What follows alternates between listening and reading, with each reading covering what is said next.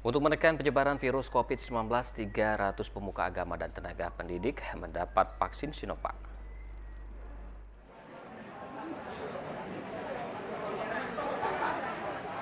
Program vaksinasi COVID-19 terus dilakukan. Kali ini 300 tokoh agama, tenaga pendidik, lansia, dan para jemaah vihara di Kelurahan 16 Ilir mendapatkan vaksin Sinovac.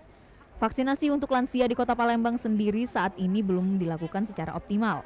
Padahal pemerintah harus mengejar target herd immunity secepat mungkin untuk memutus mata rantai COVID-19. Lansia dan tokoh agama menyambut antusias vaksinasi yang dilakukan ini. Mereka berharap Kota Palembang akan kembali ke zona hijau dan Indonesia bebas dari penyebaran corona. Kepada ini tokoh agama kita sama jemaat, tenaga pendidik dan lansia. Berapa banyak hari ini? Kurang lebih 300.